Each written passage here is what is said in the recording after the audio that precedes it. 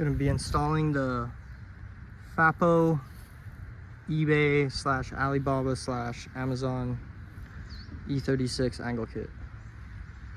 Nobody's done a video on how it does and how the install is, so thought I'd put one out there for everyone curious. So get the wheels off and stands. I got factory everything except the SLR lollipops. Gonna see if they'll fit on there. And I have Chelsea Denofa inners. So we'll see if I'll have to go run and grab new inners and cut them, or if I can maybe cut these. But forgot to get a video at full lock with the wheels on, but that is full lock with the wheels off with the Chelsea inners and the SLR lollipops, but all the rest stock. So we'll see how much more angle. And shout out Slidey E36 for telling me to make this video. So this is off of the Fapo kit. I just pulled the bottom piece off of the SLR. It's much heavier, and you can see from there to there, it's way thicker than this. So since I already had it, decided I should just run it.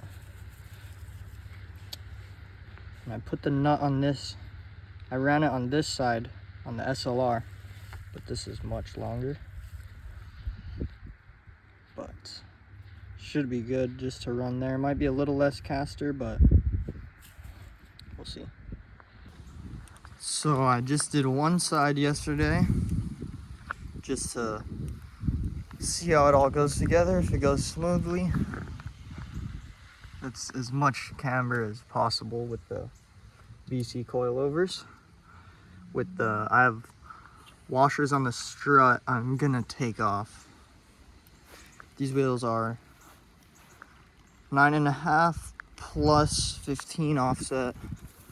Tires are much too big. They're 235/40, so that's not fitting. But the angle looks insane. Definitely got to cut some bumper and possibly here if you want to run big tires.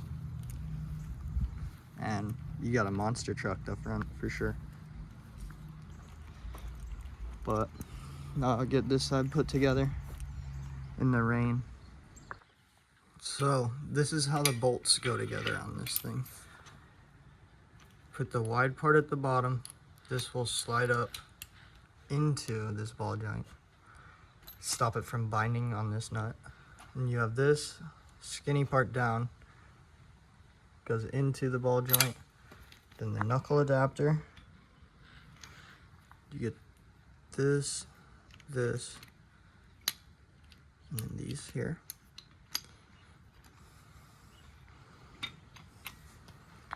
And this just goes, the spacer at the bottom, nut, this goes in, and then you just go ahead and tap this with a rubber mallet, and that'll drive this into there. You don't have to worry about getting it all the way. It'll tighten up once you tighten the thing down. And also, you cannot run Chelsea Denofa inners. These are just stock inners. You gotta cut about, you could really cut maybe 3 threads off and it'll work. But I just went ahead and cut about like that. And then we have a adjustment on the tie rod itself. I'm sure to fit the Chelsea inners, you could probably cut this. Maybe you shave a little here, shave a little here, and you could run it. Maybe you run no nut. I wouldn't recommend it, but it's a thought if you don't want to get rid of the upgraded ones for factory ones. So this is what I cut off of the other tie rod. So just gonna do about the same to this side. You could probably cut less, you could probably cut more.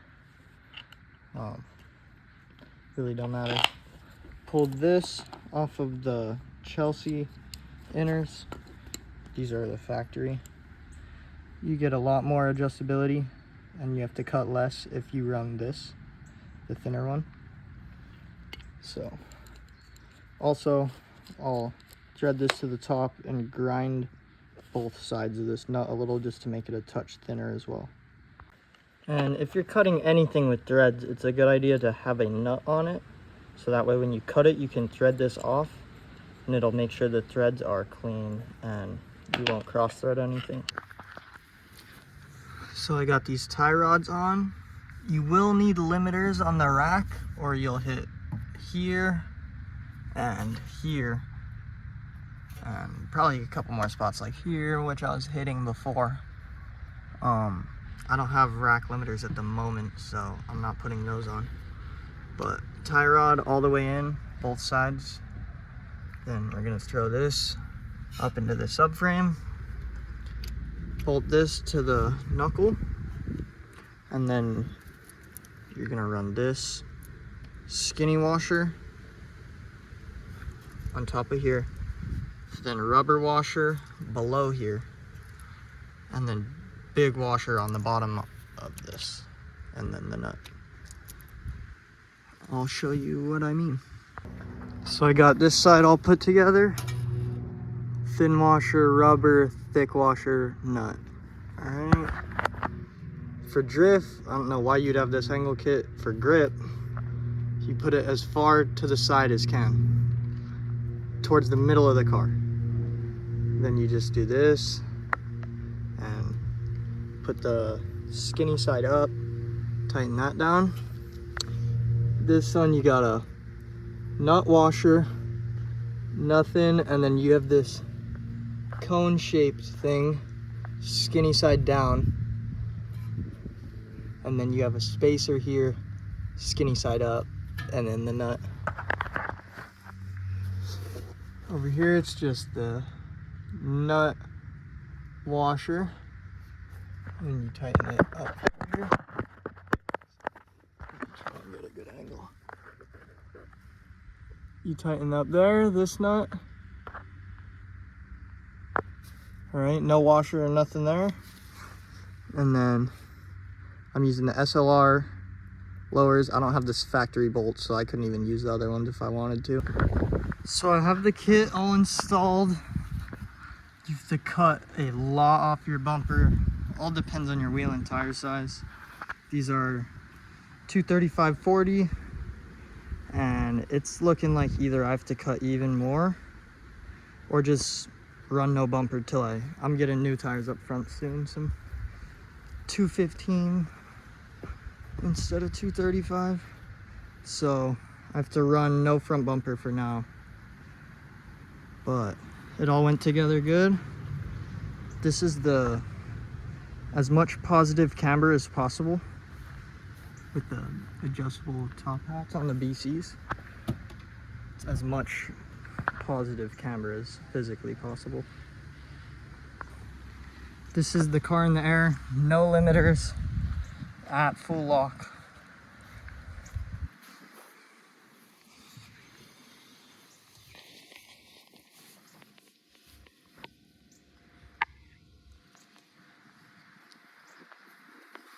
Looks like we aren't hitting anything. I believe on the ground it'll hit the sway bar. So you need a little bit of limiters, but it's insane angle.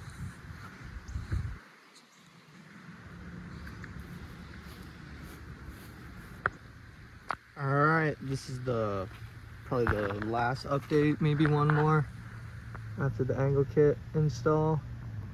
Drove it around a little bit. Alignment's still eyeballed, so that needs fixed. Had to run some big overs to clear it because of these wheels and adapters.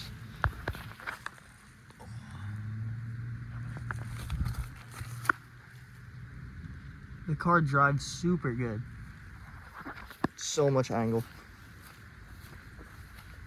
Get to lock about here, just before 90 degrees. No weird binding or anything. I don't have power steering in this car, so might be a little different for everyone else. Huge camber. This is all the way positive on the camber. If you look, that wheel's zeroed. It's all the way positive. But for the money, I'd say the kit was super worth it. Feels super good. Finding replacement parts is probably gonna be really what hurts, but you can just buy another kit, have spares. All right, just got the car to full lock. This from this side. It clears the frame quite nice. Super nice, if I'm being honest. These are 215 40 on a 17x9.5 plus 15 with, you can see the adapter. You might have to cut this depending on how small of tires you're gonna run. This nose panel has to get cut really far. And all this stuff I had to cut and trim up.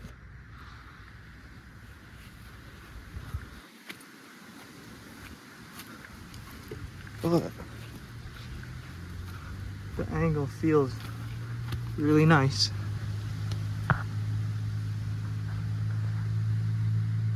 I got real SLR on there.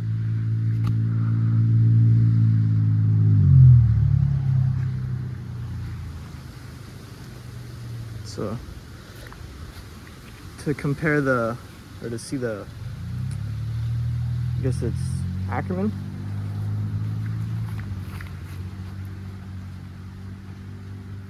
And that's all the way positive camber at full lock. So if you want to be gripped up at full lock, I'm sure you could run a little more camber. But for the price point, I cannot be disappointed. I'll include a little clip of me testing it out. Slid insanely good.